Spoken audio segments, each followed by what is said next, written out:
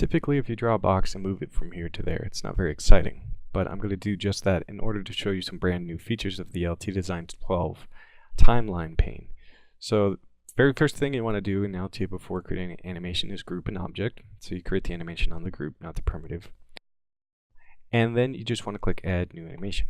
I'm going to call this Box Move. Now, this is a position animation, and I've got a scrubber bar here, and I can choose any starting point, but usually 0 is good. And it's position, so I'm just going to click the key at position, and then drag over to 80, and then move it somewhere over here, and click position key again. So we now have a simple animation. That's no different from being able to create it over here, in the previous versions of Altia Design using the animation pane. But what I want to show you now is using the timeline pane.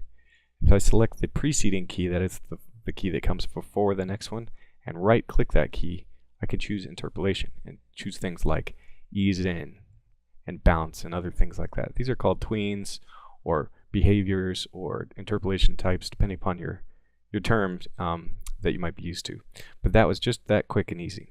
Now, as a user tip though, when you're creating Altia Design files, you would generally want to use linear animations, especially for things like needles. The reason is that it's up to the code for a needle how it's going to rotate. So maybe on the startup sequence it rotates the needle all the way to the max and then back to min. And then while it's driving along, it's just talking to the motor controller to update the needle position. Maybe it makes it bounce for some transition special effect, but that's all done with a linear animation in Altia Design, and the motion is performed, so to speak, with code.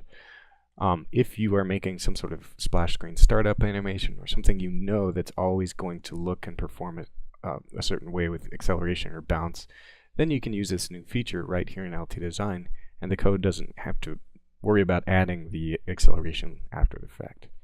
Okay, so that is box move. Let's talk about the next cool new feature. We're going to create a color animation, so we group it once more.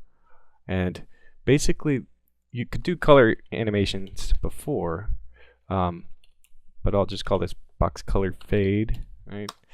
You can call it whatever you want.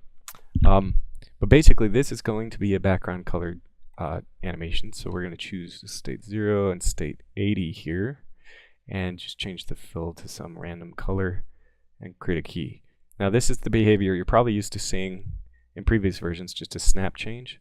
While using the same setup, right, if we go to the first key and right click it, we can now do a linear color fade from one color to the next. It's just that easy.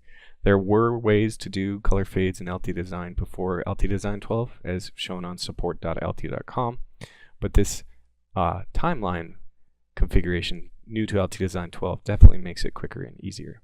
So we've now created a box color fade animation and a box move, and these can now be independently driven by your code so that it can be any color in any position and vice versa. It's generally a best practice to have one animation per group level when doing 2D animation in Altia Design. So yep, once again, quick color fades and easy tweens or interpolation types in Altia Design 12.